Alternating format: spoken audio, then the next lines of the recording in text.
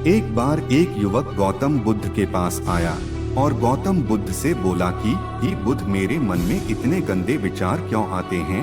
मैं नहीं चाहता कि मेरे मन में गंदे विचार आए, पर मेरे मन में हमेशा काम वासना के विचार चलते रहते हैं और मैं इनके बारे में सोच सोच कर बहुत परेशान हूँ। मेरी ऊर्जा और समय यह सब सोचने में ही नष्ट हो जाता है और इन सब के विचारों की वजह से मैं कभी भी शांत नहीं रह पाता और मैं हमेशा ही स्त्रियों को देखकर मोहित हो जाता हूँ। अपने आप को रोक ही नहीं पाता। बुद्ध मुस्कुराए और उन्होंने उसे युवक से पूछा, क्या तुम्हें पता है यह काम वासना होती क्या है? फिर लड़के ने उत्तर दिया और कहा, बुद्ध, मैं यह तो नहीं जानता कि काम वासना होती क्या है, पर हाँ, ये जो भी है बहुत बुरी चीज है। फिर बुद्ध ने उसे युवक से कहा कि सबसे पहले तो तुम यह समझना है कि प्राकृतिक रूप से जो भी चीज हमारे अंदर है वह बुरी नहीं है। हमारे जीवन में उसकी कुछ ना कुछ जरूरत है। वासना कोई बुरी बात नहीं है। यह तो हमारे मन की एक भावना है जो हमें किसी न किसी चीज की कमी का एहसास करवाती है और फिर हम उसे चीज को पाने के लिए उसे चीज की तरफ आकर्षित हो जाते हैं। जैसे अगर तुम्हारे पास धन की कमी है तो तुम में धन पाने की वासना उत्पन्न हो जाएगी। तो वासना कुछ और नहीं, बस एक प्रकार की कमी है जो कि एक प्रकार की जरूरत का एहसास है और जब ये जरूरत शारीरिक हो तो हम इसे काम वासना का देते हैं। युवक ने गौतम बुद्ध को कहा कि बुद्ध, मुझे काम वासना का मतलब तो समझ में आ गया, पर आप मुझे यह बताइए कि यह हाथी कहाँ से है, कैसे आती है? यह गौतम बुद्ध ने कहा कि काम वासना कहीं से आती नहीं है, यह तो हमारे अंदर ही होती है और इसका होना तो जरूरी भी है, तभी तो मानव जाति का विस्तार होगा। युवक ने कहा, जब यह हमारे अंदर ही है और जरूरी भी है तो फिर लोग इसे गलत क्यों बोलते हैं? बुद्ध ने कहा कि यही तो समस्या है, लोगों ने काम वासना को गलत तरीके से सोच लिया है, इसे छिपाने की दबाने की कोशिश करते हैं। काम वासना गलत नहीं है, बल्कि काम वासना का गलत तरीके से प्रयोग करना गलत बात है।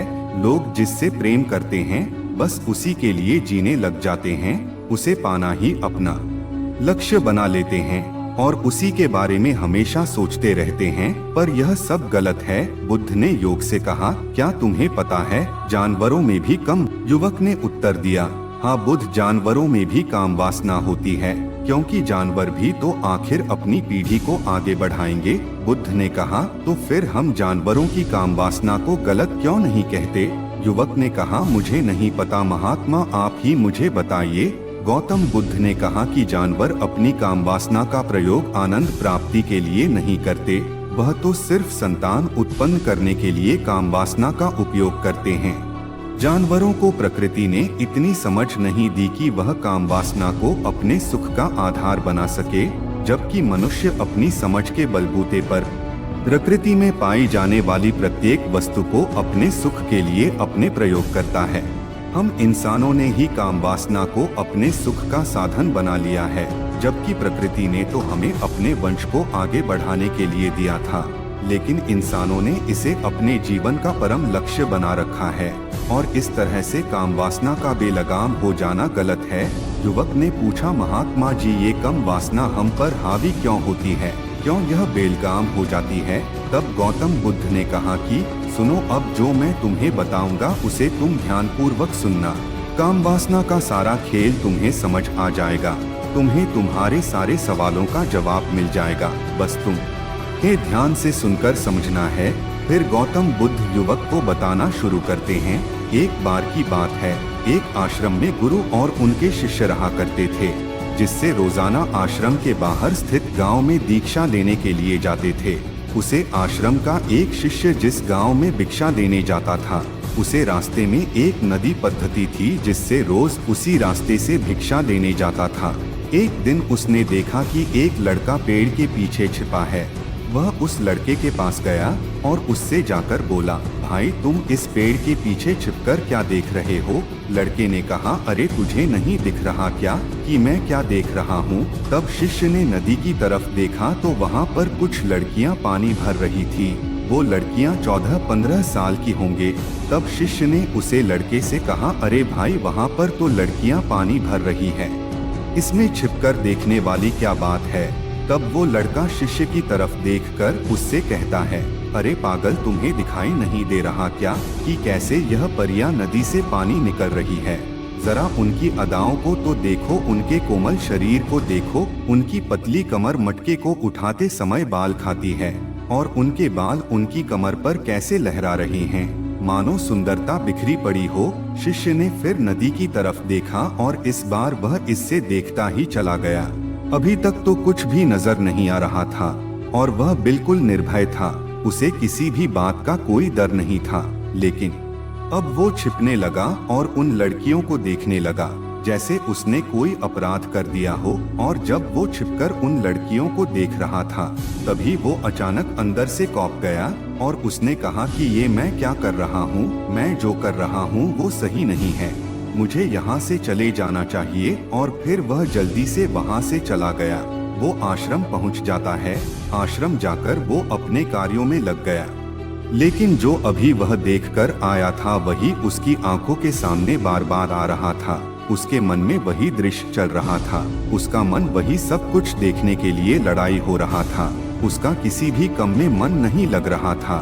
सुबह होते ही वह रोज जल्दी ही भिक्षा के लिए आश्रम से निकल जाता और उसे नदी के पास वाले पेड़ के पास जाता जहाँ पर वह लड़का पहले से मौजूद रहता था। उसके साथ मिलकर लड़कियों को छुप छुप कर देखता था। अब वह इससे रोज ऐसा करने लग गया। यह उसके रोज का काम हो गया। अब उसे शिष्य का मन किसी भी काम में नहीं लगता था। वो हमेशा ही किसी न किसी प्रकार के विचार में उलझा रहता। वो आश्रम के कार्यों को भी ठीक ढंग से नहीं कर पा रहा था। ना वो ठीक से सो पाता था, ना वो ठीक से खाना खा पाता था। उसका मन बेचैन सा रहता था। उसका मन बार बार उन लड़कियों के सौंदर्य को देखने के लिए लालायत हरता था। जब गुरु भिक्षा देते तब भी उसे हिस्से का मन कहीं और विचारों में खोया रहता था। गुरु ने अपने शिष्य की इन हरकतों को बांप लिया था। तब एक दिन गुरु ने शिष्य को अपने पास बुलाया और कहा कि आज से मैं भी तुम्हारे साथ भिक्षा मांगने चलूंगा। तुम और मैं साथ साथ भिक्षा मांगने चलेंगे। तभी शिष्य गुरु को माना करते हुए बोला, नहीं गुरुदेव, आप परेशान क्यों हो रहे हो? मैं अकेला ही ठीक से भिक्षा मांग सकता हूँ। गुरु ने शिष्य से कहा कि ठीक है, तुम अकेले ही भिक्षा मांगने जाओ। शिष्य तुरंत वहाँ से भिक्षा मांगने के लिए निकल गया। हिस्से को जाने के बाद गुरु भी आश्रम से निकल गए और शीशे का पीछा करने लगे कि वो कहाँ जाता है, किस मिलता है। यह सब देखने के लिए उसके पीछे पीछे चलने लगे। थोड़ी दूर जाने के बाद गुरु ने देखा कि उनका शिष्य एक लड़के के साथ एक पेड़ के पीछे अपराधी की तरह छिपा हुआ है और छिपकर कुछ देख रहा था। गुरु भी अपने शिष्य के पीछे जाकर खड़े हो गए कि आखिर उनका शिष्य क्या देख रहा है जिसे देखने के लिए वो पेड़ के पीछे अपराधियों की तरह छिपा पड़ा है। गुरु ने देखा कि उनका शिष्य पेड़ के पीछे छुपकर लड़कियों को देख रहा था जो कि नदी से पानी भर रही थी।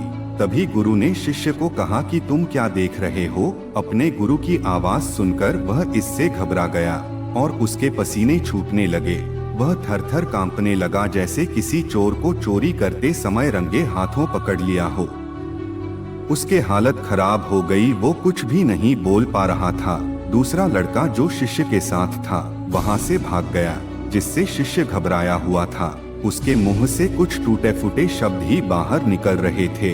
वो अपने गुरु से नजर भी नहीं मिला पा रहा था। गुरु ने शिष्य की तरफ देखा और कहा कि मेरा शिष्य तो निर्भय था, उसे तो किसी भी चीज का डर नहीं था।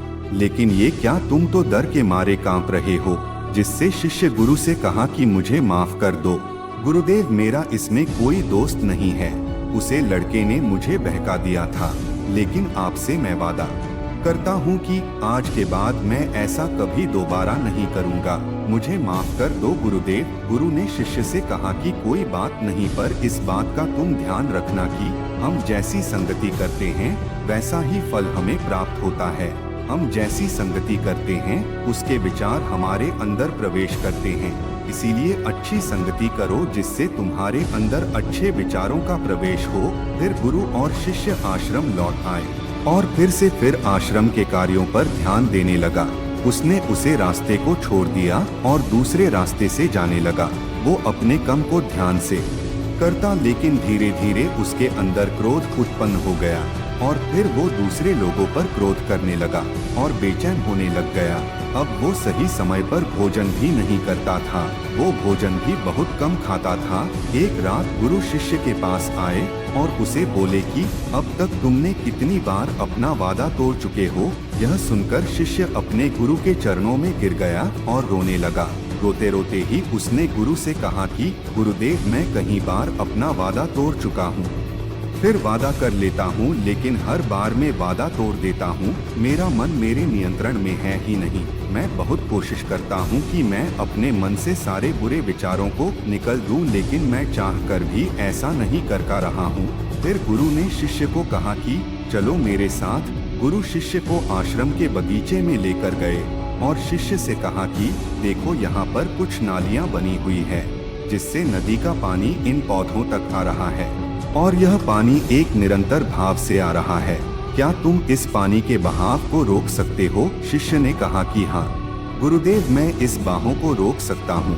फिर शिष्य ने मिट्टी उठाकर उसे नाली में डाल दी। वो पानी थोड़ी देर के लिए रुक गया और फिर थोड़ी देर बाद उसे रेत के ऊपर से पानी बह गया।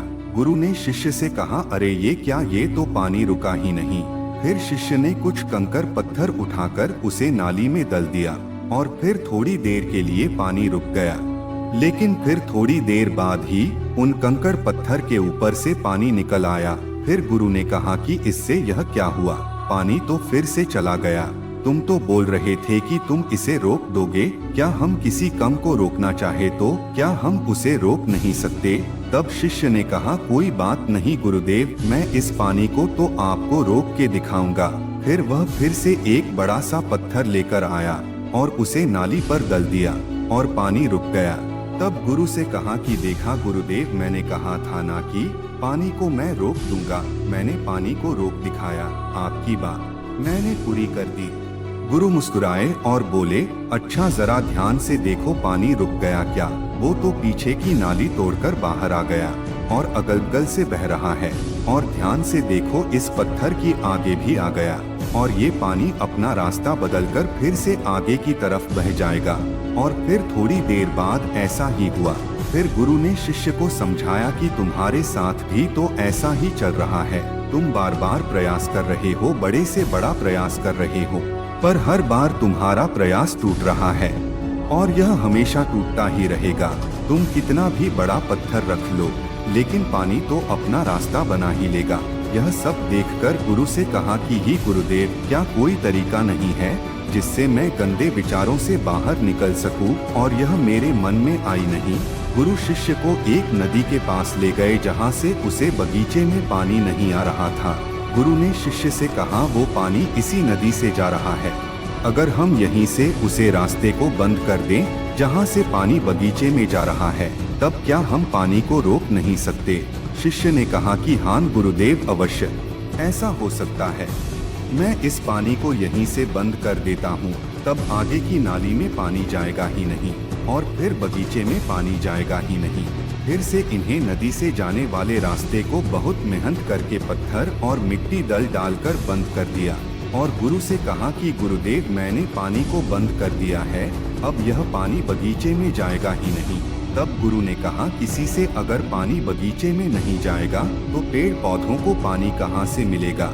उन पेड़ पौधों को तो पानी की आवश्यकता है और उन पेड़ पौधों में कुछ पेड़ पौधे तो ऐसे हैं जिनको रोज पानी की आवश्यकता है, वह तो मुरझाकर मर ही जाएंगे, उनका क्या होगा? पानी तो हमें खोलना ही होगा। शिष्य ने गुरु की बात सुनकर वापस नदी से जाने वाले पानी का रास्ता खोल दिया। तब गुरु ने शिष्य से पूछा, जिससे अगर हम इस नदी के पूरे पानी को बगीचे की तरफ मोड़ दे तो क्या होगा? तब शिष्य ने जवाब दिया कि गुरुदेव, वहाँ पर जितने भी पेड़ पौधे हैं वो गलकर नष्ट हो जाएंगे, वहाँ पर कुछ नहीं बचेगा। फिर गुरु मुस्कुराए और बोले, तुम इस बात को समझो कि हमें किसी भी चीज को रोकना नहीं है, बस हमें हमेशा संतुलन बनाए रखना है। कम पानी से भी पौधे नष्ट होते हैं और ज्यादा पानी से भी पौधे नष्ट होते हैं। हमारा जीवन संतुलन से ही चलता है। गुरु ने शिष्य से कहा कि अगर मैं तुम्हें कुछ कहूँ कि तुम आम के बारे में मत सोचो, तो तुम्हारे मन में सबसे पहले किसका चित्र आएगा? शिष्य ने कहा कि गुरुदेव, मेरे मन में तो पहला चित्रा आम का ही आएगा। गुरु ने कहा कि जब हम गंदे विचारों को जबरदस्ती रोकने का प्रयास करते हैं तो वह और मजबूती के साथ हमारे अंदर प्रवेश करते हैं, हमारे अंदर उठाते हैं। इसीलिए हमें उन्हें कभी भी दबाने की कोशिश नहीं करनी चाहिए। फिर गुरु ने शिष्य को जाते हुए कहा कि हमारे गंदे विचार बुरे लोगों की संगति करने की वजह से भी आते हैं। कई बार क्या होता है कि कामुकता हमारे अंदर होती नहीं है, लेकिन कुछ अश्लील लोगों के साथ रहने की वजह से ये हमारे अंदर हावी हो जाती है। फिर शिष्य ने कहा कि गुरुदेव, आप सही कह रहे हैं, मैं अपने मार्ग से भटक गया था। फिर वो शिष्य उसे रात बहुत ही चैन की नींद सोया। सुबह अपने कार्यों को पूरे मन से किया और फिर सुबह वो भिक्षा लेने के लिए उसी रास्ते से गया जहाँ वह लड़का आज भी पेड़ के पीछे छुपकर उन लड़कियों को देख रहा था। वो शिष्य नदी पर गया जहाँ वह लड़कियाँ पानी भर रही थी। उसने उन लड़कियों से पानी मांगा। उन लड़कियों में से एक लड़की ने उसे पानी पिलाया और उसे सन्यासी शिष्य के चरण छुए। शिष्य ने उसे आशीर्वाद दिया कि तुम्हारा कल्याण हो। शिष्य का मन सकारात्मक ऊर्जा से भर गया। उसके चेहरे पर मुस्कान आ गई थी, जैसे कि उसे कुछ खोया हुआ वापस मिल गया हो। वह वापस अपने रास्ते से जाने लगा। तभी पीछे से वह लड़का आ गया जो पेड़ के पीछे छुपा हुआ था। वह शिष्य के पास आया और बोला कि क्या बात है, आज तो तुमने नजदीक से दर्शन कर लिए, तुम तो मुझसे भी आगे निकले। तब शिष्य ने कहा कि हम हमेशा दूसरे के दर्शन करने में ही व्यस्त रहते हैं, अपने दर्शन कर ही नहीं पाते। तुम कब तक इस पेड़ के पीछे छुपते रहोगे? किसी को पसंद कर लो, उससे बोल दो, अगर वो भी तुम्हें पसंद करती है तो शादी कर लो और उससे पहले तुम कुछ बन जाओ, अपने आप को पहचान लो। ऐसे अपना समय बर्बाद मत करो। फिर वह लड़का रोज उससे मिलने लगा और उसे लड़के ने नदी पर जाना छोड़ दिया और फिर वो लड़का अपने जीवन में कुछ बनने के लिए संघर्ष करने लगा। तो तुमने देखा संगति का असर क्या होता है। अपनी संगति बदलो, अपने विचार बदलो। बुद्ध ने युवक से पूछा कि क्या तुम्हें तुम्हारे सारे सवालों का जवाब मिल गया? तब युवक ने कहा कि हाँ महात्मा जी, आपका बहुत बहुत धन्यवाद। तब गौतम बुद्ध ने युवक से कहा कि जब तुम्हारे मन में गंदे विचार आए तब आप अपने आप को दोषी मत मानो। यह शरीर है और यह सब इसने हजारों वर्षों से सीखा है। एक केवल तुम्हारे सोच लेने से, शपथ लेने से ये टूटने वाला है नहीं, लेकिन तुम्हारे पास वो शक्ति है, वो ऊर्जा है जिसका तुम्हें संतुलन उपयोग करना है। तुम एक जीवित ऊर्जा हो जो कुछ भी अनुभव करने के लिए स्वतंत्र है, जो निर्माण करने के लिए स्वतंत्र है। इसीलिए तुम अपने आप को पहचानो। यह बोलकर गौतम बुद्ध मोहन हो गए और वो युवक वहाँ से चला गया।